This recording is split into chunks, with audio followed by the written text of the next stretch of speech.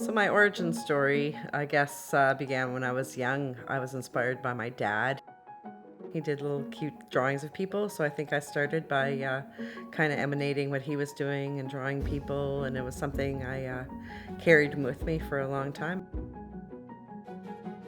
My grandmother always supported my artwork. She would call away for those TV art tests and things like that. In high school, I had a really amazing, really inspiring art teacher. She just had a really laid-back approach to art, and I actually had a spare credit my last year in high school, and I went and I took her grade 12 art class a second time. Ninda Louise Terra Francis. I'm a Mi'kmaq artist from Elsipogtog First Nation.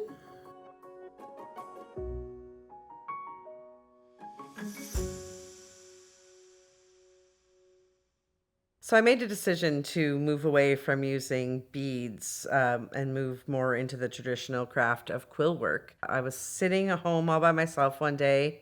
The cats were all sleeping. It was a calm day. There was no wind, and I was working at this big old desk. It's kind of behind me right now, but I was at a house at the time, and I had like a box of fairly heavy beads, and all of a sudden that box of beads just lifted up off the table, and the beads went in every direction. Like some of them flew, like the bottles flew like 2 rooms away, and I was just sitting there like they zoomed right past my face, and I was like, what was that?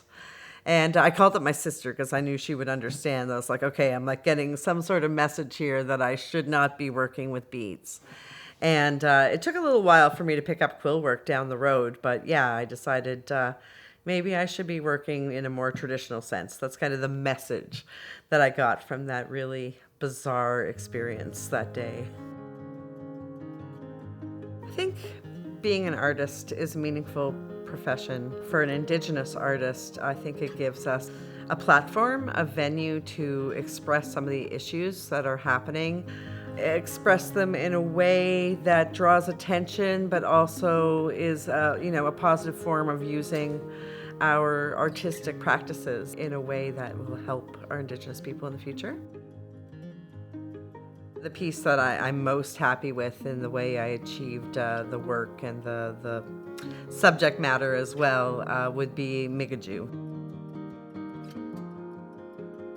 A close second is my grandmother, my other grandmother, Lucretia.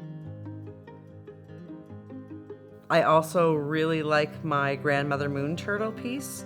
A lot because of the meaning of the 13 moons are in that, and it took me 500 hours to make. I don't think I've ever spent that much time focusing on one piece. I did it in 2019, and that was the year of language, so it was kind of me taking steps to learn and embrace my language as well, and for it to be almost like a teaching piece that helps share and preserve my language as well. Probably about 150 or so years ago, there was a young girl traveling with her family, her tribe, Indigenous from Northern Ontario area, and she became separated from her group. Instead of panicking, she just kind of set up camp and carried on and did her thing. And maybe a month later, some trappers from the Hudson Bay Company were traveling through the same area and came across her, and she was perfectly self-sufficient, and she was making a pair of mittens. And what got to them was the fact that she was embroidering images onto her mittens, and that was really like, why would she bother? Why would she go through the trouble out here in the woods by herself to put these motifs on her mittens?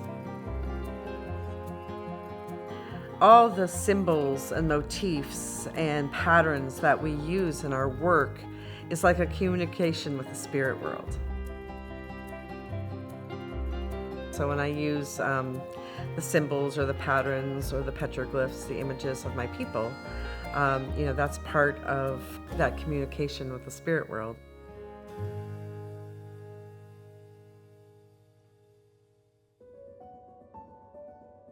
The advice that I would give to emerging artists would be to keep going, apply for the grant, apply for the residency, ignore the naysayers, trust yourself and trust that your work is valid, and keep going.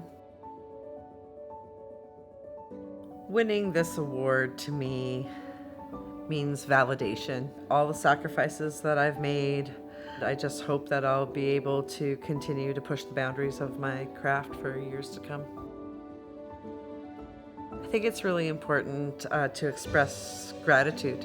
You know, there's been a lot of people over the years that have really helped me, not only financially, but emotionally and mentally and physically. And then, of course, there's all my instructors over the years who helped me, hone in my craft.